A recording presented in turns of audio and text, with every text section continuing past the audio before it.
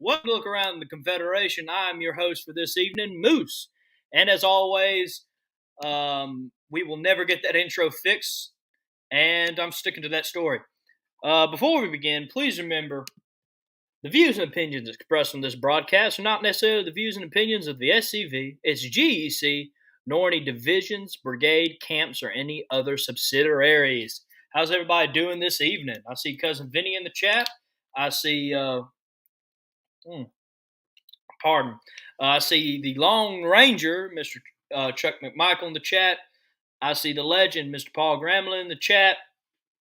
So we are good. Oh, I see Army of Tennessee Commander Jimmy Hill in the chat. Mr. Jimmy, I have a announcement from you in the news later. Moose Mania, Casey, yes, it is running wild, and I'll talk about the shirts in a minute. Hello, everybody. Hello, Mr. Ross. How are you? Christian Lee, I see you. Good to see you too, man. Me and you need to get together, brother. I need to talk to you about getting that show of yours off the ground on. See Historian in Chief, Mr. Todd Owens in the chat. My GG, Miss Linda's in the chat. Good to see you. Jack's in the chat. Hello, how you doing, Jack? Good talking to you the other night, and I'll try to talk to you tomorrow if you're free. Alamo City Guards are in the chat. Got some news from them. Let's see here. Looks like we got a good bit of people now. So I'm going to try to dive into the news. It's always a fun part to watch me pronounce all the news because I think this is GCB's version of a joke, making me the announcer for all the news. So we'll get into everything now. Let me get everything ready and pulled up.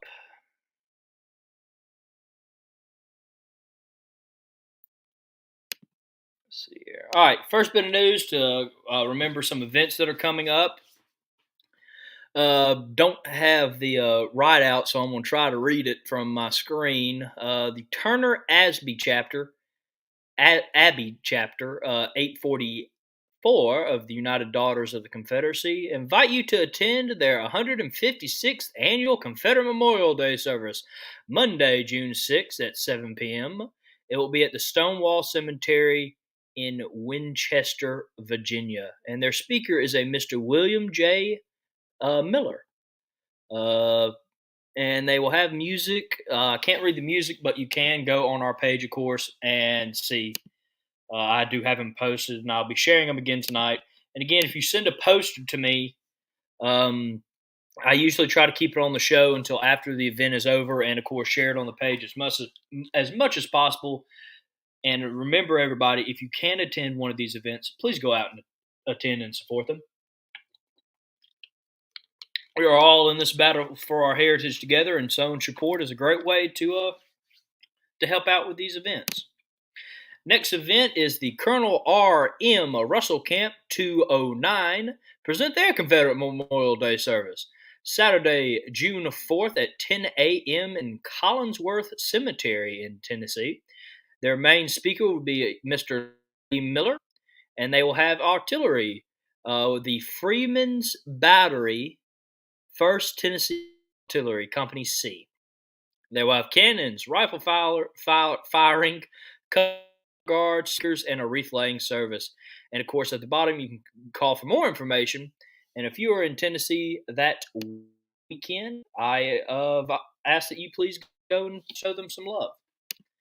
Let's see here. Check some messages. I'll put Christian Lee's comment, always helping us out. Thank you, brother. Good evening, everyone. Good evening. Got a couple more people in the chat. Mr. Dennis is in the chat. Mr. John's in the chat. And GCB. I'm not putting that message up. Just make sure to like, share, and send stars to SCV chat. And, of course, if you do send stars, please let me know you did, because I am only having one of my monitors up this evening. That way I can give you the little shout out for sending stars. And remember, if you send stars at the end of the month, I have a little surprise for you that I've been working on that I will be getting ready tonight. So please send us some stars. Of course, all the stars go to making this program better. All right, next bit of news is from Mr. Sean himself down in Florida. Mr. Sean recently did a CERT class in Florida. On May 7th, he had about 40 people there that were members of the SCV and the Order of the Confederate Roses. Now, Mr. Sean actually sent us a short clip that I will play for y'all showing off the pictures. There it is.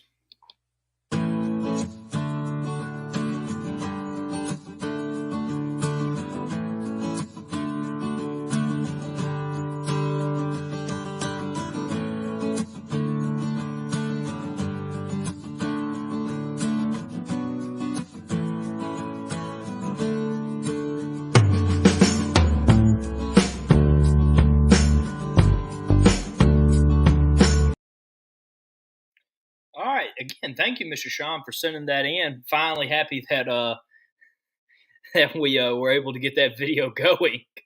Again, GCB, I'm seeing he's dropping some moose facts. Don't doubt it. Yeah, congrats to Mr. Sean. I'm truly happy to see the CERT method is thriving, doing well. More people are getting certified, and remember, certification is one of the best ways we can maintain our monuments and our tombstones to our fallen Confederate ancestors. Jason and stars and bars. You could send stars, and your comment can be the bars. Hint, hint. The stars and bars is a hint at what you will be involved in if you send us stars, or not involved in, but kind of a thank you given out at the end of the month. Let's see here. Next bit of news. Let's get it ready here.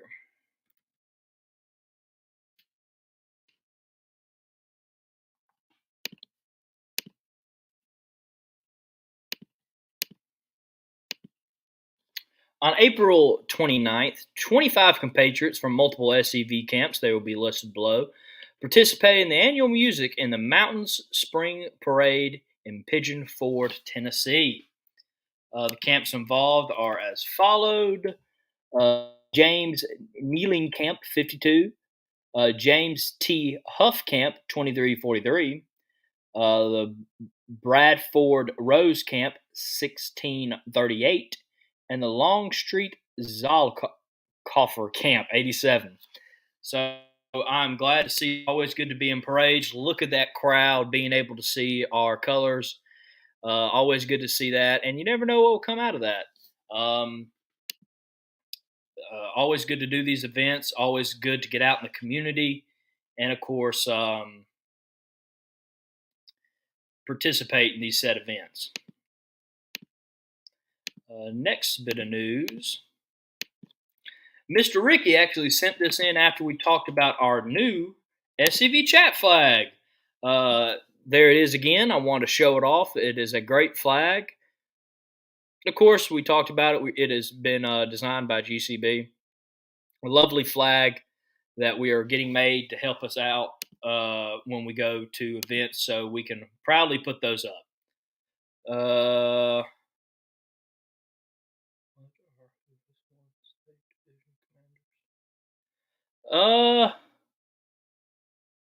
Oh, well, thank you, Mrs. Smith. Always happy to have a friend and supporter of SCV in the chat. Calvin, I do not know the answer, who has won any division commander positions. I would love to get that stuff sent in on the page. If anybody has been recently elected to a new position in the SCV, please send it our way, and we will talk about it. But real quick, I'll put up Mr. Ricky's camp flag. I'll clear off everything in a minute. You can get a better picture of it. But this is the camp flag for the Pennsylvania Vindicators Camp, 828. This is at the first at Elm Springs, where he first met GCB, Candyman, and the Mr. Producer. I am Mr. Producer for those who don't remember from before Moose nickname came available. They were the only Virginians at that event that year. And that's always cool. Let me take everything away and let you look at their beautiful camp flag there for a minute. Always love to see camp flags. Very beautiful. Let's see here.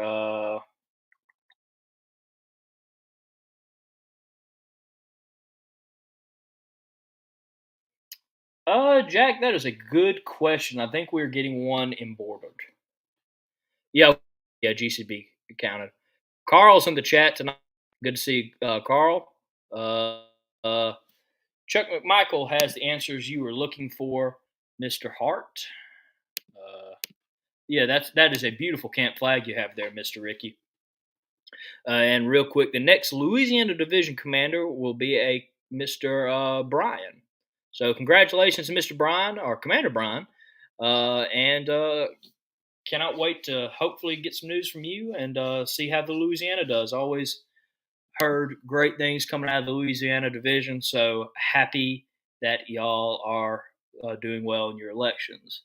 Mr. Frank Powell sent in North Carolina reelected Kevin Stone as their commander. Congrats, Mr. Kevin Stone, our commander Kevin Stone. Always get confused. I was always raised to call people misters, and I always forget sometimes when I'm doing SCV things to call you your appropriate title.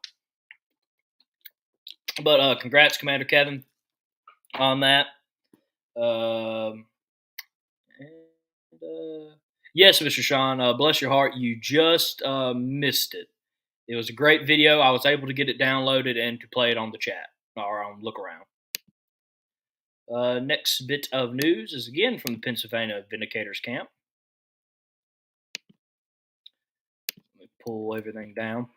Pennsylvania Vindicators camp, 8/28, celebrated Confederate Heritage Month with the ladies of the UDC at Chatham Monument in Chatham, Virginia. They had their cannon with them that day, which is cool. I bet that was fun to get in position. But look, let me pull this down real quick and let you look at that beautiful picture of the cannon, their colors, and of course them by that beautiful monument. Always love to see pictures of monuments. I'm a big monument guy. Love to see that. Let's see here. On to the next bit of news. Speaking of the Louisiana Division, Lieutenant General Richard Taylor Camp, 1308 of Shreveport, Louisiana, attended the Louisiana Division reunion on May 21st in Alexandria, Louisiana. Members from left to right are Bobby Hearing, Mark Anderson, Scott Summers, David Hill, Paul Gramlin Jr., Chuck McMichael, David Knadler, J.C. Hanna, Kevin Porter, and Lute Lee. Thank you guys for sending that in. Probably didn't say a couple of your names right. Again, apologies for that. But thank you for sending it in. And thank you guys for attending your division union. Those are very important. Always glad to see that. Let's see here. All right. So on to our next bit of news. Excuse me for a minute. I'm trying to get our video up so I can see the chat on my other monitor. And it is not cooperating with me. Why would it be? So let me see here if I can get that. Not working. Here, Chuck McMichael. Nat.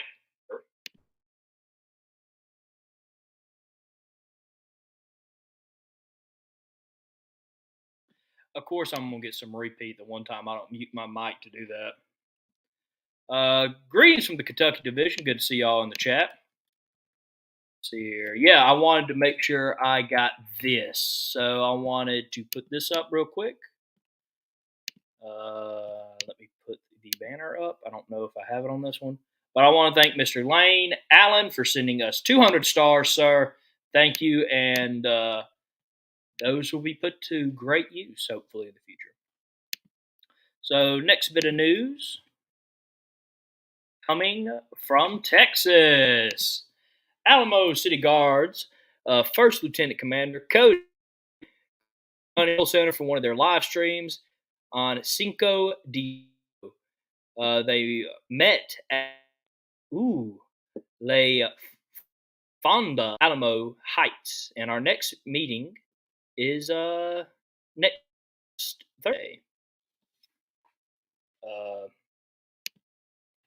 So glad he looks like he is having a great time. Bless his heart, he has a lot more monitors than I do. Thank you, GCB, for bringing that up on the screen while I wasn't looking. GCB just snuck in on the chat.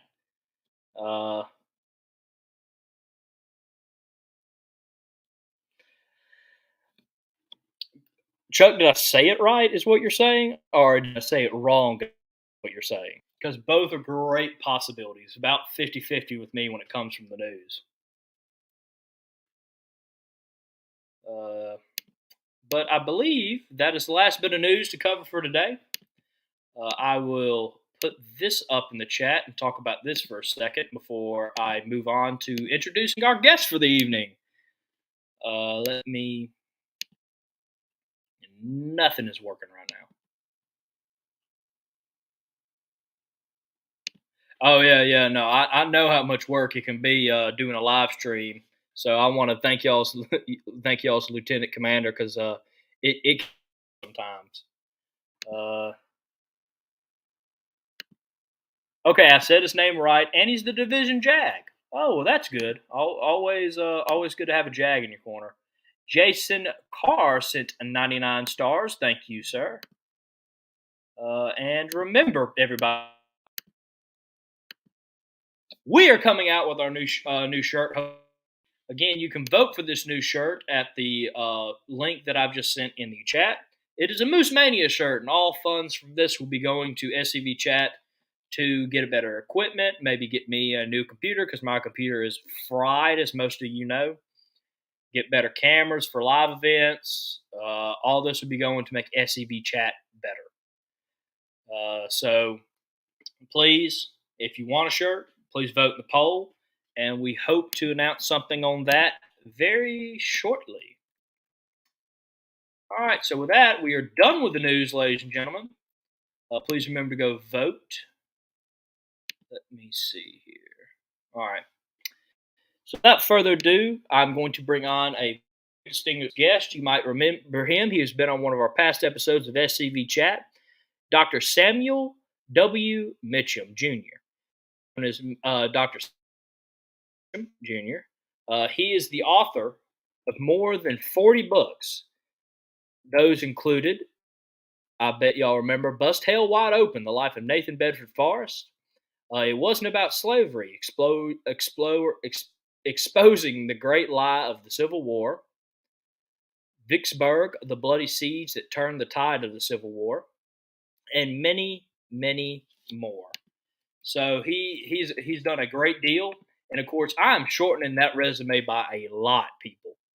He has a great resume. He's done a lot of great things. And if you want to hear all the great things he's done, hint, on our next episode of SC June 6th, I think, Dr. Sandy Mitcham back. And he will be talking about his newest book. And you'll have to stay tuned for that. I'm guaranteeing we're going to talk a bit about it probably tonight. But without further ado, I'm going to bring on Dr. Sandy Mitcham, and we will get into tonight's program. Actually, I'm going to play a quick commercial, and then we'll get into it. All right, be right back. There is a place nestled in the rolling farmland of southern Middle Tennessee. A home constructed in 1837, nearly lost to the ravages of war. Saved by a servant and a Confederate general. A place where families loved and lost. If walls could talk, what stories could be told?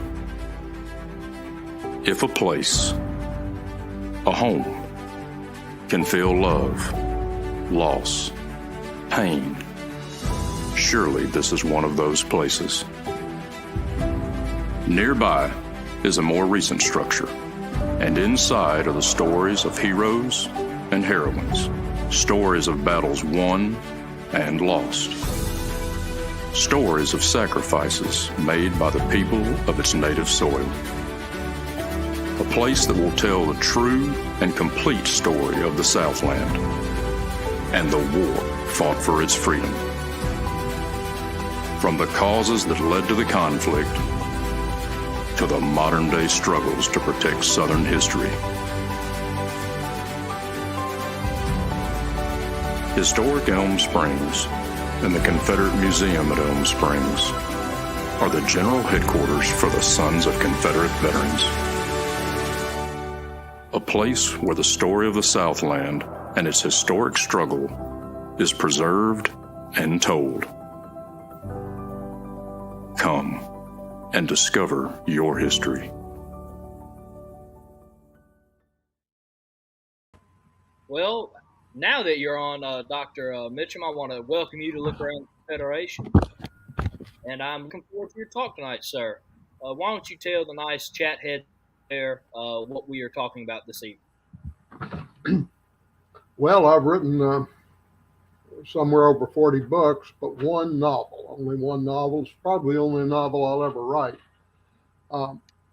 It's entitled The Retribution Conspiracy, how the rise of the Confederate Secret Service and how it assassinated Abraham Lincoln. We know the Confederate Secret Service was involved on the periphery. We've got evidence that John Wilkes Booth was paid $40,000, the modern equivalent of it, by the Confederate Secret Service, Colonel Jacob Thompson, to help kidnap Abraham Lincoln. We know that John Surratt, the number 2 man in the conspiracy to kidnap Lincoln, was a courier for the Secret Service for 3 years. And Lewis Powell, who almost succeeded in assassinating Secretary of State Seward, was associated with it. I wanted to write a book on that topic, a historic book, but I found I had enough evidence. If I was a district attorney, I could have gotten an indictment against the Secret Service, but not a conviction. And too many times I would have had to say it appears, it seems, it obviously was true, but you couldn't really nail it down. You couldn't connect all the dots. That's why I decided to make it a novel, because novels are governed by their own rules. If you can't connect the dot with historic facts, you can just draw your own line. And that's kind of what I did with the novel. It is largely true, and I think if you read it, you'll probably be convinced the Secret Service was deeply involved. Let's say if I was a DA, I could have gotten an indictment, but not a conviction. There's a lot of shady goings on in the assassination. One thing that perked my interest occurred in 1923. A man named Michael Young and Murray Butler, the president of Columbia University, showed up at Robert Todd Lincoln's home in Vermont, his country estate, and found the only surviving son of the president was burning part of his father's papers. And they were astonished and horrified. And they asked him, why was he doing that? And he said, well, I found evidence of treason in my father's cabinet. And they said, but don't burn his papers. And Lincoln said, well, why not burn the papers? And President of Columbia said, for the sake of history. And Robert Todd Lincoln said, yes, for the sake of history. And he assigned another sheet of paper to the flames. There was another incident that kind of perked my interest. Lewis Powell, on the last night of his life, met with Thomas Eckert, the Assistant Secretary of War, Undersecretary of War Stanton.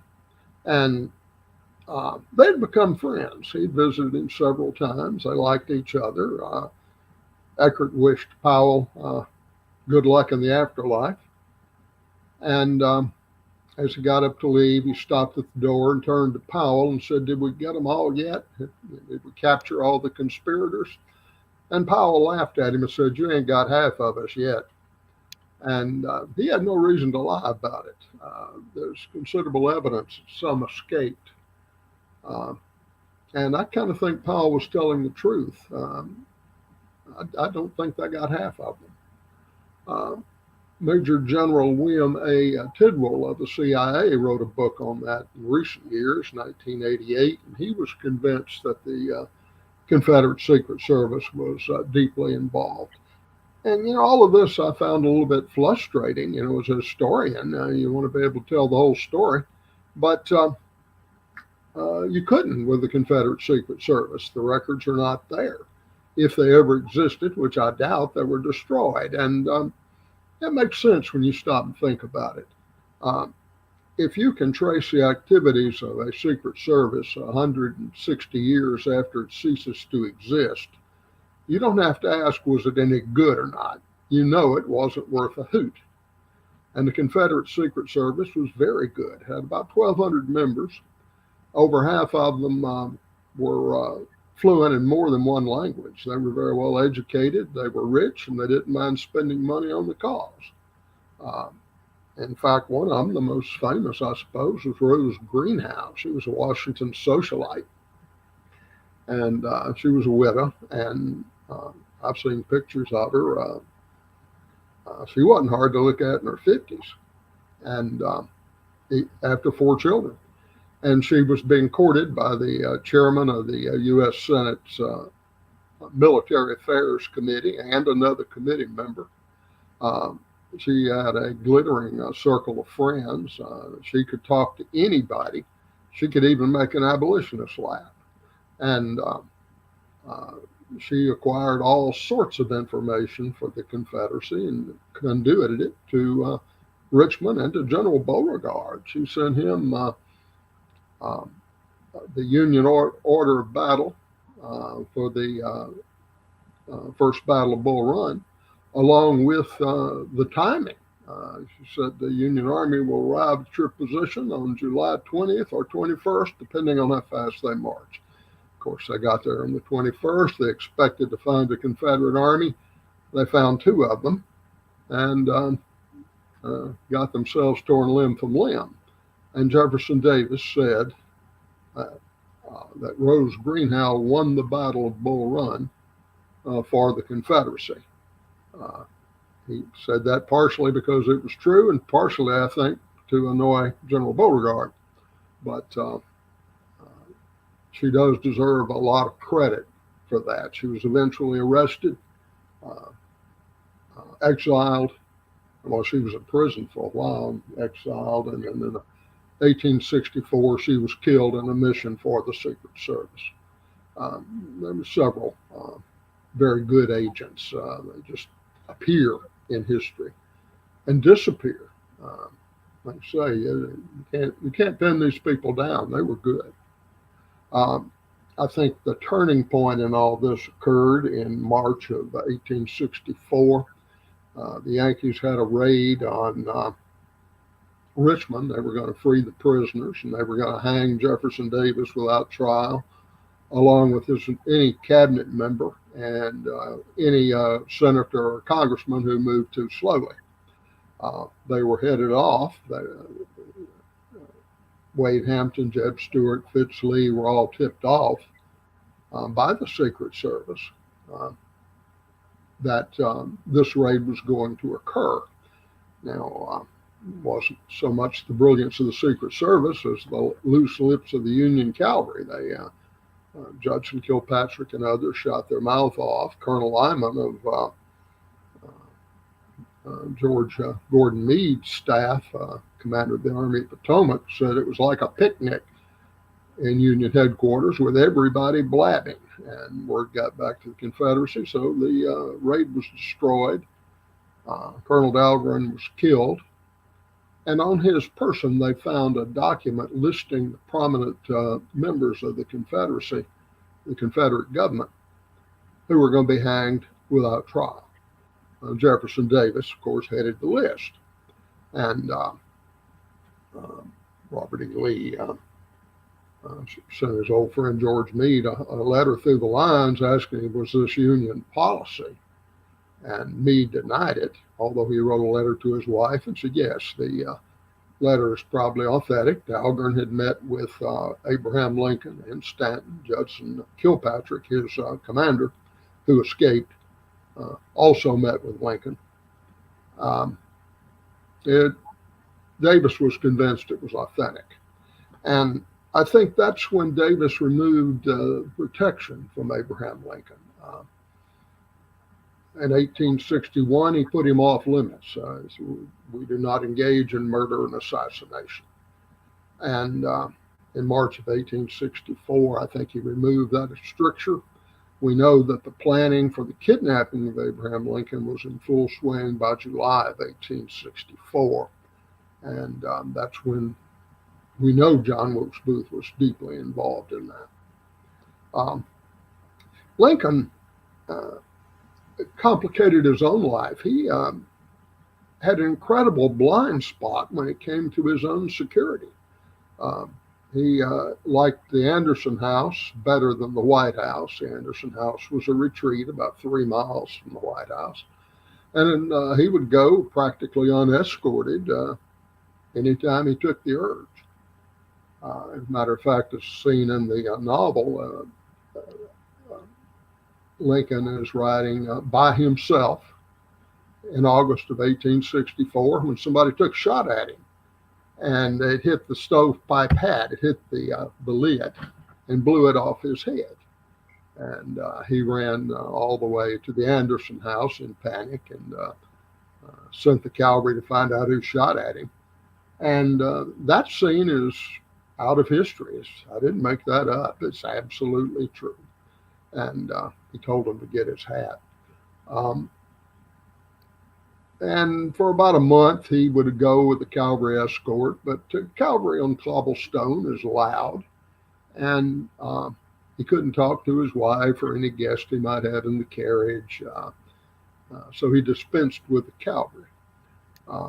He said he could not believe anybody would try to kill me. Well, that's what he said. He only became interested in security in late March 1865. He was visiting City Point in Virginia, where the main Union supply base for the attack on Richmond was located. Had a dream. He believed the angels communicated to humans through dreams. And he had a dream that he was in the White House wandering about, and people were crying. He couldn't find them. Finally, he did. So why are you crying? Someone's dead. This is awake. And Lincoln asked who is dead. And they told him, well, the president. He was killed by an assassin. And that frightened Lincoln. And he wanted more security at that point. But he didn't get it. He was supposed to attend Ford's Theater, and he was delighted that Ulysses S. Grant was going to accompany him, because Grant believed in security. He had a bunch of tough bodyguards with him. You had to have a battalion to break through and kill Ulysses S. Grant. And, that's just prudent. But there was an incident that occurred a few weeks before. Mary Todd Lincoln, in my view, was, well, as Lincoln himself said, she was partially insane. She threw hot coffee in his face. She threw drinks in his face. She chased him with a hatchet. She pulled out part of his beard. Lincoln had a tough life with his wife. And on this particular day, they were doing a review of Union troops, and General Ord was there. He was commander of the Army of the James, very competent leader. And his wife was there, and she was attractive. And as soon as Mrs. Lincoln saw them, she screamed, "That woman is pretending to be me. That horrible whore is pretending to be me. And she gave Mary Ord a dressing down and demanded that Abraham Lincoln fire General Ord. Well, of course, going against Robert E. Lee, Lincoln had sense enough to know he needed every good general he could get his hands on. So he refused to do it. And she made his life miserable for the next 3 days and spoiled the entire party. And Mrs. Grant decided at that point she would never socialize with Mary Lincoln. So here's poor Ulysses S. Grant. He's just accepted the surrender of Robert E. Lee. He's had to deal with him for a year, but at least with Lee, he had a chance to win. He was in a real no-win situation. He had to run the risk of offending the president, not going, canceling his invitation, or aggravating his wife. And he had a pretext to go visit his children and catch an earlier train. So he took it on the advice of Secretary of War Stanton. Stanton told him that Lincoln won't mind, he'll understand. You've earned a leave, go visit your children. Well, Lincoln, that was a lie. Lincoln didn't understand. Lincoln wanted Grant there, and by the time he learned what had happened, Grant was gone. So on April 14th, the last day of his life, Abraham Lincoln went to the War Department and asked for Stanton to give him Thomas Eckert. Eckert was a big man. He was well over 6 feet, built like an anvil. Lincoln had once seen him break 5 iron bars, one after the other, over his own arm. He was tough. He was devoted to Lincoln. He was brave. Had he been there that night at Ford's Theater, there's no way John Wilkes Booth could have gotten to Abraham Lincoln. But Stanton would not release Eckert. He said, no, he has valuable work to do tonight. I cannot spare him. And Lincoln accepted that and shouldn't have. But Lincoln left disappointed. And 15 minutes later, Stanton called Eckert in and said, I won't need you anymore tonight going home. I won't need you till tomorrow. And later, in the congressional inquiry, Stanton lied. He said Lincoln was not there on April 14th. Last time he visited the War Department was April 12th. And you got to wonder why he lied. John Wilkes Booth entered Ford's Theater that night armed with a single-shot Derringer and a knife. And that tells you right there that he did not expect any opposition. And he didn't get any. They had a real skinny major named Rathbone. Booth sliced him up right after he shot Lincoln. In fact, Booth knew the play, Our American Cousin, so well that he waited for the big laugh line. And that's when he shot Lincoln, in the middle of the laughter. And the people in Lincoln's booth didn't initially know that Lincoln had been assassinated. They didn't hear the shot for the laughter. The major realized it only because he saw the blue smoke. So he tried to block Booth and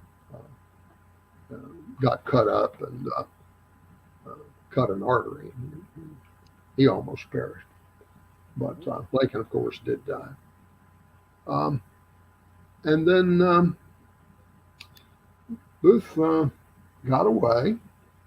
They took Lincoln to the Peterson house, almost across the street from the theater. I kind of felt sorry for the doctor there. His name was Leland. He examined Lincoln. There were a lot of VIPs around him, and said, I don't think he won't last 24 hours. He'll never regain consciousness.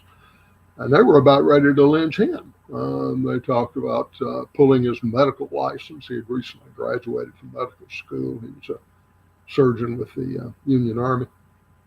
Of course, that all went away the next day when Lincoln died at 7:22 on April 15th. But Stanton took charge of the government, basically. And they had a stenographer there. He worked at the courthouse. He lived at the Peterson house. And he lost both his legs at the Second Manassas. But they brought him in, told him to keep records. And he said that within 15 minutes, he had enough evidence to hang John Wilkes Booth higher than Haman. But Stanton didn't send anybody after Booth for several hours. And people have wondered why. I think there was a connection between Stanton and the Confederate Secret Service. I think it's circumstantial evidence. Certainly, it was nothing that would hold up in court, and which is why I wrote it as a novel. But anyway, that's sort of an overview of the climax of the book. There are a lot of historians who think the Secret Service may be involved. I could give you a laundry list of sources, but I think your listeners particularly care for that. The Secret Service was unique because it didn't cease to exist just because the Confederate States of America ceased to exist. It continued. And I think its major goal after the war was to prevent the indictment of Jefferson Davis. And the Lincolnites, from what was left of them, and so forth, wanted to hang Jefferson Davis.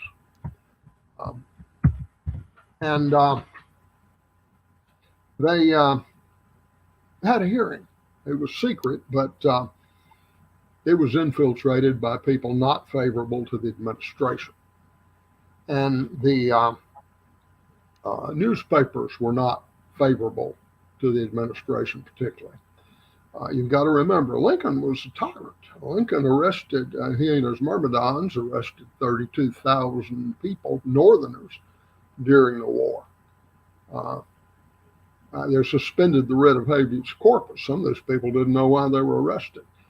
Many of them were arrested on what the administration thought they might do. They suppressed over 300 Northern newspapers. They arrested a lot of newspaper editors. When the war ended, these people were freed. And they were editing newspapers again.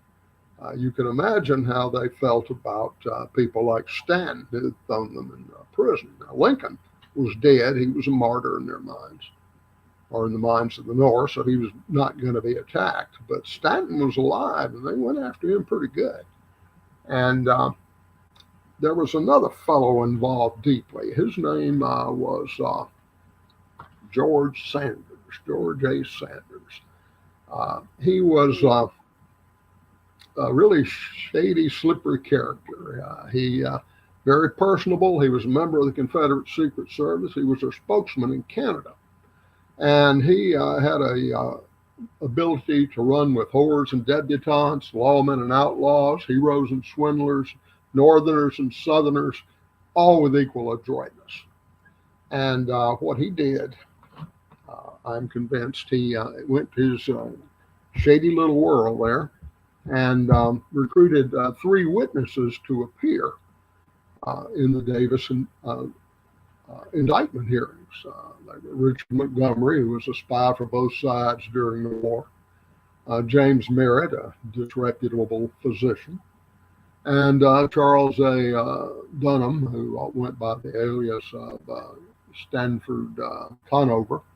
And he was a freelance writer and a especially skilled swindler. And they told the judge advocate, James Holt, all these stories about secret meetings in cemeteries, secret handshakes, how the Confederate Secret Service met with Jefferson Davis in Richmond on a certain day and Robert E. Lee on a certain day, and hatched these plots, and they were the ones behind it. And the administration accepted it and put them on the stand. And then everything appeared in the newspaper somehow, even though the hearing was secret. And it turns out that Jefferson Davis could never have met with John Wilkes Booth at the times and places specified by the witnesses, because Davis wasn't in Richmond that day. He might be in Jackson, Mississippi, or Montgomery, Alabama. Robert E. Lee was not in Richmond. He was supposed to have met with Booth. He was with his army, fighting the Yankees like he was supposed to.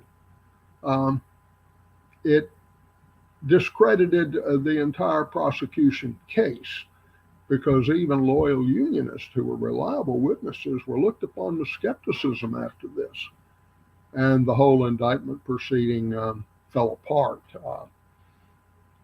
President Johnson realized that they were going to lose, so he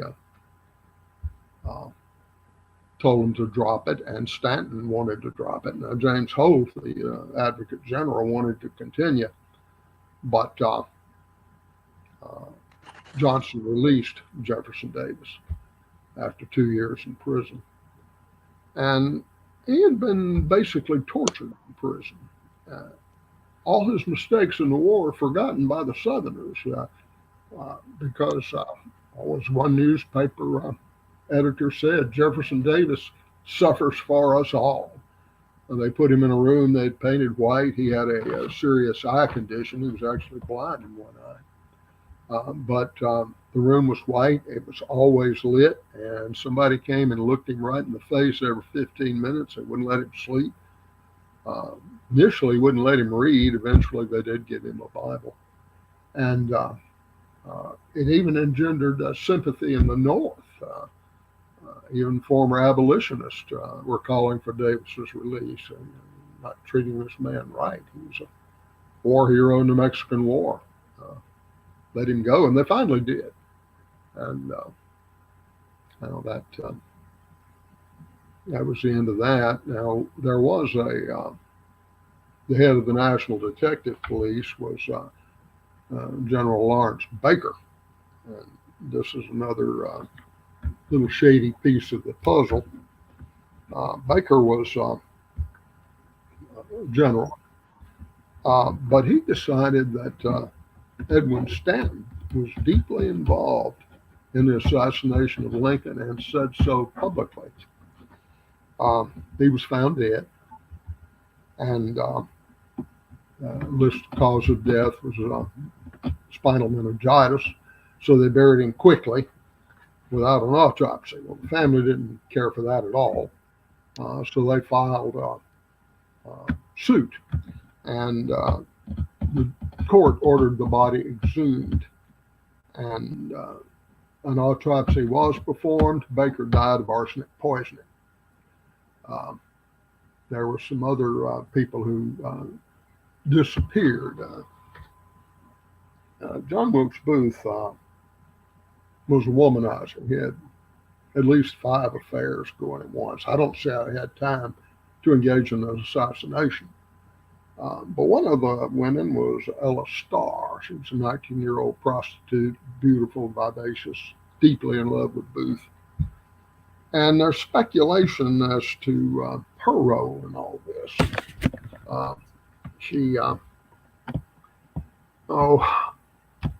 George Azarote was a member of the conspiracy, and Booth had assigned him the task of assassinating Vice President Johnson, who was at room 68 in a particular hotel, the Kirkwood House.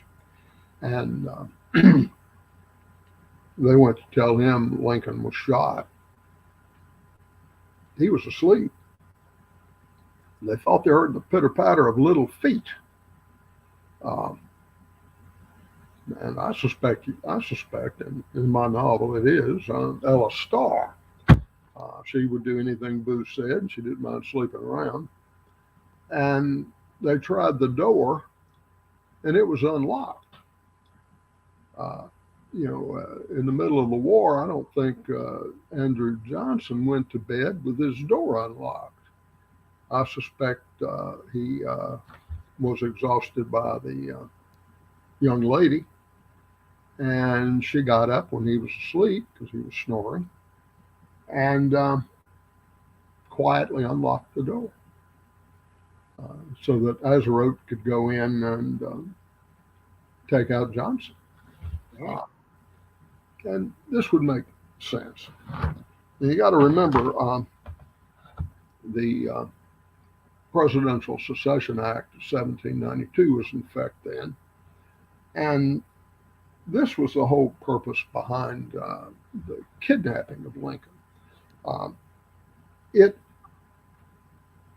specified if the president and vice president both died, the Secretary of State would call the Electoral College into session in order to elect a new president. But what happens if all three of them died?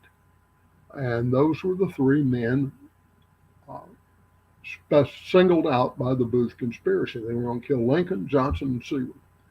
And they did kill Lincoln, obviously. They seriously wounded Seward. He was so badly cut up, you could look at his cheek and see his tongue. And he lived, but only barely. He never was right again. And then Johnson, if you got all three, that would create political chaos in Washington, and it was felt that chaos in Washington might lead to chaos in the field. And also, what would happen if you captured Abraham Lincoln, took him alive, and transported him to Richmond, which was the original plan anyway? Well, that couldn't help but cause chaos. That has never happened in American history. How do you proceed? Well, who knows? How would they proceed? The theory was that there would be a political free-for-all in Washington within a week. Who would pick the president, who was going to be president, etc. And unlike today's laws, there is no mechanism for that in 1865. So that's a quick and dirty look at it. Of course, Ella Starr mysteriously disappeared after that. Nobody knows what happened to her. I suspect we do. I suspect she's in a shallow grave somewhere. Now, Edwin Stanton was given Booth's diary, and all the pages were there, according to witnesses. Later, he let some congressmen see it. 18 pages were missing. Stanton said they were missing when I got it. It was probably mine. They gave him the diary back, and it vanished altogether. We don't have this diary. It's terrible. I'm sure we have a pretty good idea what happened to it, don't we? Anyway, that's a quick look at the Secret Service. We do know they had a lot of money. I wrote in Bustel Wide Open about Colonel Thompson's home, called it home place. His furnishings were worth the modern equivalent of over $1 million, just the furniture. Union General Hatch took all the furniture, put it in the ambulances, and took off with it. I'd hate to be a wounded Union soldier that day. And shipped it back to his home. And then they gave Mrs. Thompson 15 minutes. If we're going to burn your house, take out any valuables you want. She did. And they robbed her at gunpoint and burned her house. And she had nothing and had to live on coffee and Erstat coffee and hardtack for a good period of time.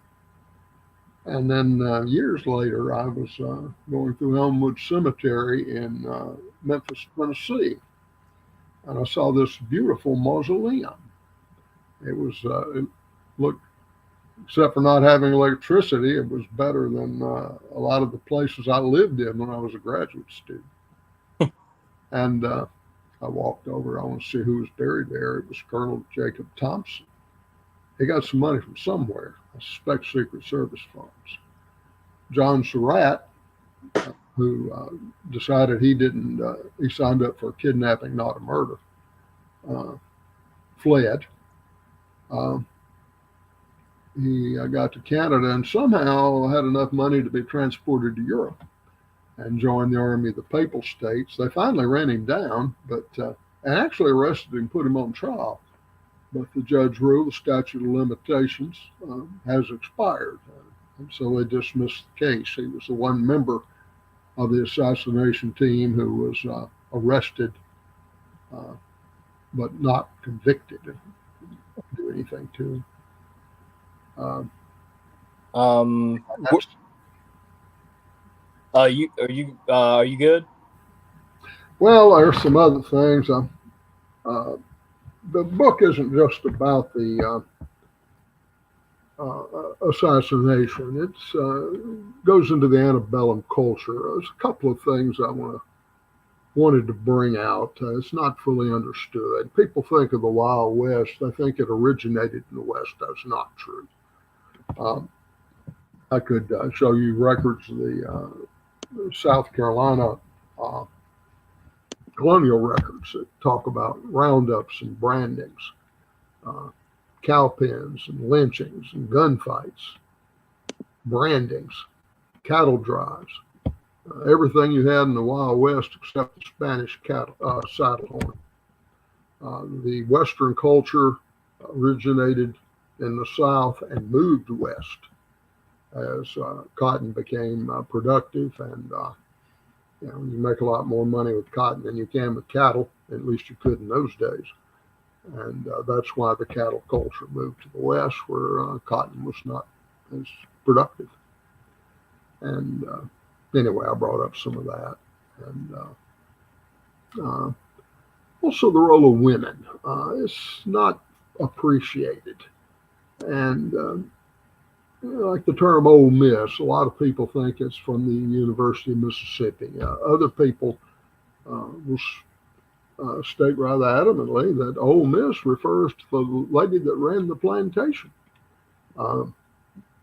She might be 21 years old, but she was called the Ole Miss. And while the men were in the field, she kept the army supplied. Without her, the whole Confederate economy would have collapsed long before the Yankees got there.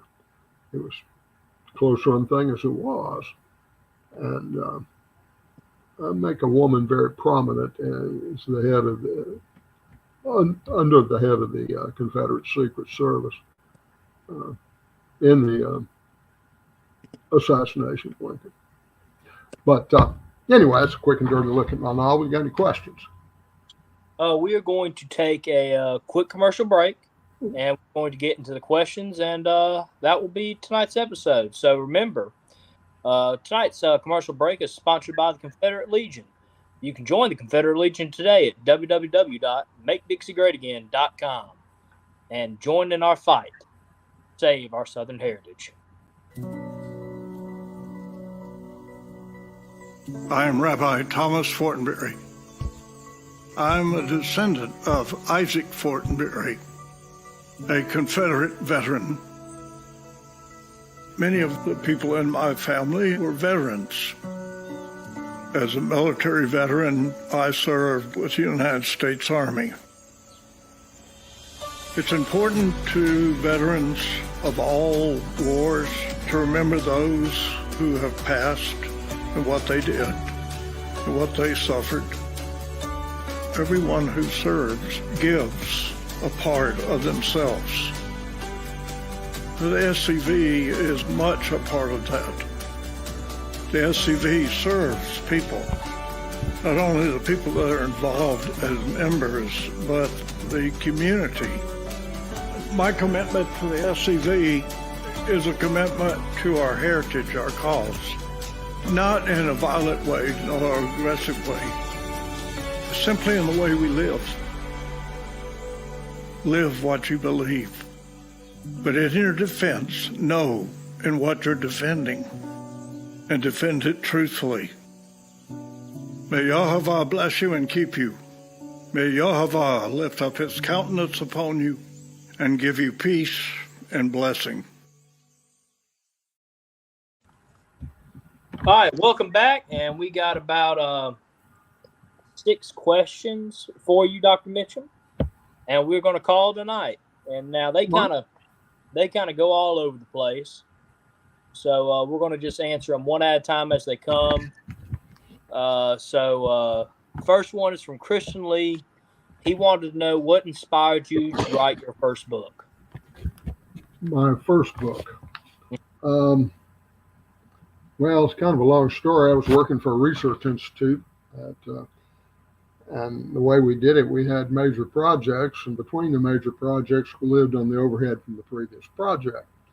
That works out pretty good till your boss badly underbids a project. She came to me and said, Sandy, we want you for our next project, but we're out of money, and we can't pay you. We're going to lay you off for 3 to 6 months.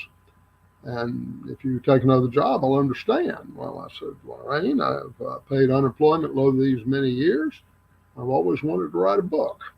And what I did differently from most authors is I did a marketing survey. I wanted to see what would sell. And at that time, the Civil War books were not selling because the New York editors had said, Civil War book won't sell. Well, that's a self-fulfilling prophecy. If none of you guys will publish one, of course it won't sell, because there won't be a book. But World War II had an upswing in interest. The movie Patton had just come out, and I figured a book on the Desert Fox would sell well. So I spent 16 hours a day writing on Field Marshal Erwin Rommel. I would order things from the university library and a library loan, get other books, bring in the German microfilm from them. They did a great job for me. And I ended up writing a 920 typewritten page book on a manual typewriter without a self-correcting feature. Kill me if I had to do it today. And I have a distinction. I sold my first book twice. Sold it to Macmillan. It was bought by a corporate conglomerate. My editor got the corporate axe, and I had to find a new publisher. And that took over a year. Anytime you send off a manuscript and the letter comes back addressed to occupant, it's going to be bad news. But they sent it to a little house in Massachusetts. I wish I'd kept the letter because it said, gee, we'd like to publish it, but it's too damn big. Their exact words. And I said, thank you. You told me what I needed to know. I broke it into 3 books. Made them campaign books, expanded them slightly, and sold it to Stein and Day. Those were the first 3 books I ever wrote. Rommel's Desert War, Rommel's Last Battle, and Triumphant Fox, the Desert Fox, and the North African campaign. And I got a reputation as a World War II historian. I preferred the Confederate Army, but I wrote a proposal to write another book. I was going to write a book on the Battle of France, and I was going to write a book on Hitler's field marshals. And my editor called and said, we want the field marshal book. Don't throw away the French book, but put it on the back burner. Do the one on the field marshals first. I said, no, but I'm not going to do that. I've already started the book on the French campaign. And he said, well, I'll tell you what I'll do. If you write the field marshal book first, I'll double your advance. And I said, sold. So I wrote Hitler's field marshals and their battles, and I ended up writing close to 40 books on World War II, German Wehrmacht. Wow. All right. Well, next question is from Cousin Vinny. He wants to know, is it true that after the war that First Lady Davis became close friends with Grant's wife? I understand they were friends. I don't know how close they were, but yeah, she associated with Grant's wife. And, she went up to New York. She even said it was a good thing the South lost the war. I totally disagree with that, but yeah, she sort of went over.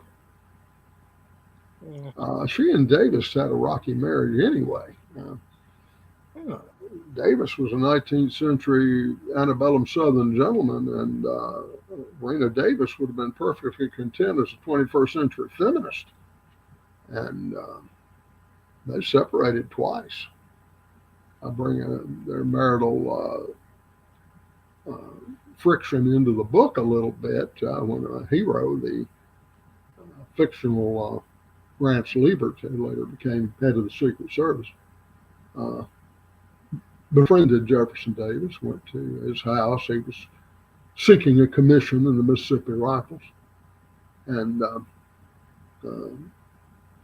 Davis was in the library because he didn't want to be in the house. The library was located between Davis's plantation, Briarfield, and his brother's plantation, Hurricane. It's actually the only building in the complex still in extant. It's on Davis. It was on Davis Bend then. It's now called Davis Island. I wouldn't recommend you go in it because of snakes, but it's still there. And he and Rance both attended Jefferson College near Natchez, Mississippi. And in the book, they both hated it. And it's certainly true enough for Davis. There was a very strict school, cost about $60 a year to be in it, which was a lot of money in those days. And they had to get up. Classes started about 7:30 in the morning. They went to 5:30 in the evening. You had homework. Took up your Saturdays. And whippings were free. They were very liberal with the hickory stick. And young Davis, a student, hated it and ran away and went home and told him, Daddy, I don't want to go back. Daddy said, well, it's fine. You don't have to go back. You can go to work. So he sent him out with the servants to pick cotton, work in the cotton fields. And, as the blacks used to say, can see till can't see. And after 3 days of that, Davis decided, well, maybe Jefferson College was the lesser of two evils, and he went back to school. All right, and this question is a very important one. All right. Where can I get your books? You're right. It's a very important question. Amazon.com or Snuckanog Publications, Wake Forest, North Carolina. Frank Powell's the owner. He did that book for me. He did a great job. And but Amazon may be easier. But either place, get your book. Oh yes, I'll post a link to either Amazon or the publishing company, so you guys can reach out and find one of Dr. Mitcham's books. Yeah, Frank did a great job with that book. But better than some of those New York publishers, I'll tell you. I had a book once, my first book, Rommel's Desert War. It had a letter on it. And it was 5 paragraphs long, and they almost broke their arms talking about how great they were. This is, read this over, see if you find any mistakes or typographical errors. However, we very seriously doubt if you will, because this was done by us, and we're professional, and we're great, and we're good, and such and such. And so, well, it's good. I may not have any work. Now, I turned over, and there was the title page. And they had 2 S's in desert. Rommel's Desert War. And I said, oh, goodness. And I felt like writing them back, just sending the whole manuscript back, saying it was not a food fight. But I didn't. And when I finished, you'd have thought I killed a chicken on that manuscript. I like that. Well, guys, it's been a great episode. I want to thank Dr. Mitcham for coming on and doing this episode with me. And remember, he will be back on our next episode of SCV Chat to talk about his newest book. And before we leave, please remember that you can send your pictures, short videos, and write-ups to scvyouthoutreach@gmail.com to be featured on the upcoming episode of Look Around the Confederation. Also, if you camp or division project that you'd like to talk about live on Look Around the Confederation, you can email us at that same email address. Well, We had a great episode, everybody. I want to again thank Dr. Mitcham for coming home. And remember, everybody, this is very important. Stay Southern, my friends. Everybody have a good night. And remember, we will not have an episode this upcoming Monday on SCV Chat. It'll be next Monday. We're going to take Memorial Day off. Take that day to remember all of our fallen soldiers. Thank you and good night.